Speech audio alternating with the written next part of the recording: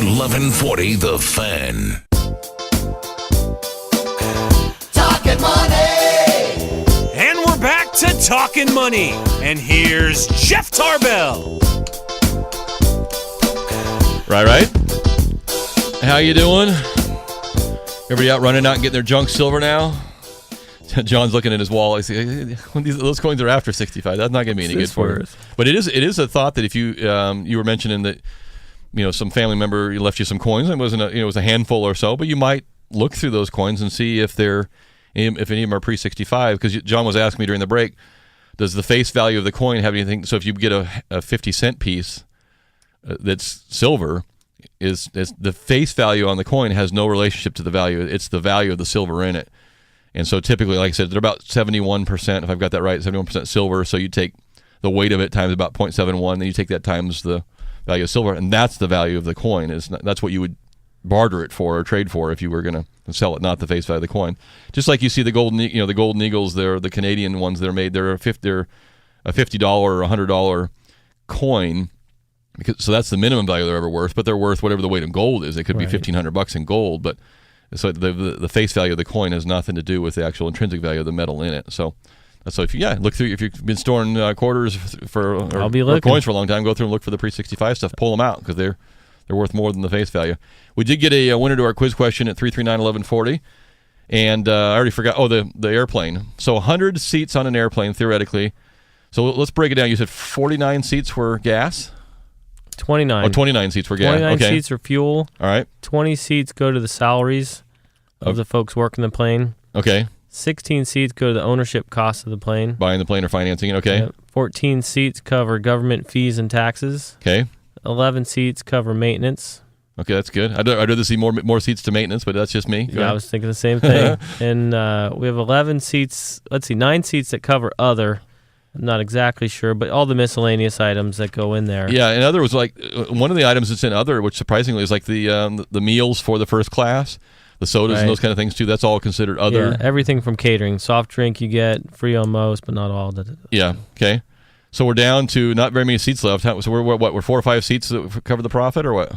One seat. So one, and actually, I think 1 out of 100 is profit. And I actually think it was a little bit less than one. I think they rounded up. They rounded that up just to get there. So out of a 100-seat flight, 1 seat goes to profit. So so you look at some of these flights. I know. Well, now you know why a couple things. Now you know why they're charging you for your extra baggage. Right. Now you know because the fuel cost is 29 seats. Now you know why they're charging you for your boarding pass, and now you know why your flights are so crowded. Because I can remember a number of flights you get on there. It's like there was like 15 people on the flight. Right. Now sometimes that's what we liked. Yeah, that was the good. Sometimes they're just repositioning planes, and that might be the plane you're on. So that may not be a kind of a normal flight. So they're having to eat it on that one because they got to get the plane there anyway. But you start looking around now. You start seeing less and less opportunities for flight departures, and more people on the planes. So it's a pretty amazing. They've got to get those things full if you're only getting 1 seat per 100. And I think your average plane has 300 seats, 275, 300 seats. Yeah. So you're looking at 3 or 4 people are paying the entire profit for that flight on that, and they're probably the 2 that are sitting up front in first class, maybe. So there was as we see too with you can go on and book a flight right now, and base price maybe to Switzerland might be $600 to $700, and as those lower price seats go, then they jump to like $2,000 and $3,000 and $6,000 for the same flight that similar flight. So that's why you're seeing these bumps and really wanting to fill these planes up. Speaking of flights, did you have the article there that was the one talking about the Canadians coming over? I thought that was interesting. So you talk about manipulating behavior in the country of Canada. We're talking about flights. The Canadians, as a general rule, do not subsidize their airports, the Canadian government. So they pretty much figure, you know what? People want to fly, they can foot the bill. And as a general rule, I would agree with that. So their taxes and their fees on their flights are much higher in Canada than they are in the United States. And that has been a windfall for the United States. And you look at bordering airports to Canada. So Bellingham, which is in Washington, just on the other side of Vancouver, Grand Forks, which I've been in and out of a number of times, Minot, Great Falls, Duluth, Niagara Falls, Pittsburgh, Burlington, Buffalo, Detroit. These are all airports that are right across the border from Canada. And they have seen Canadian passenger flights increase by 62% in Bellingham, 36% in Grand Forks, 85% in Niagara Falls, 75% in Pittsburgh. So the number of flights and people migrating out of Canada coming across the border, because it saves the average Canadian flyer nearly $100 each way if they just come across the border and fly out of the United States, whether they're flying to other spots in the United States or other places. So and it's killing these Winnipeg and Regina and Calgary and Vancouver and Thunder Bay and Montreal and Ottawa. They're seeing their flight traffic just drop off. Especially as the Canadian dollar is at or close to where we're at. Yeah. So it's interesting. And I always say this when you talk about taxes. We're going to raise taxes in the state of California, and we're going to get more income. And you make these assumptions that that behavior will stay the same, and behavior doesn't stay the same. People will find a different way. People will find a way to find a cheaper deal, and here's a great example of it.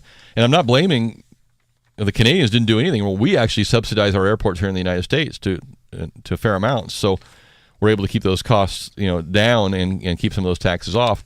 Although you look at that, where was that? What were the taxes and fees on your flight there? How many seats went to taxes and fees? 14 seats out of 100. Yeah, so there's still a lot being paid, but I thought this was interesting. Here you go. 4.8 million Canadians departed or arrived in the United States last year, up 15%. So maybe that's good for us. There was another article, I don't know if I talked about it before, but it was almost identical to this, showing the wave of Canadians coming over, but it was companies that were manufacturing in Canada, and they were basically heavy industry coming back into those borderline states and coming back onto the side of the United States because labor costs were cheaper and other things were also coming down. So Canada is having a little bit of their own exodus of people coming back to the United States, and we're so used to hearing the exact opposite of that. But a lot of those bordering states and a lot of those midway states have come back to reality in terms of what they should be charging for things and trying to attract business back in. So I thought it was a fairly fascinating event there. So interesting. And speaking of that area, I saw this too. And I think this has been a long time coming. This has been a hard one, but the United States Senate has decided they're going to cut out $23.6 billion out of the budget over the next 10 years. And that was $23.6 billion going to pay farmers for not farming.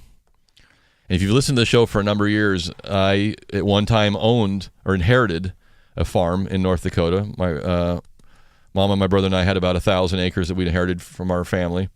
And I used to get payments from the U.S. government for not farming the land, which I thought was totally absurd, yet I cashed the check. So I am a total 180 there. So you would get checks for, and it's basically tries to keep crop prices up.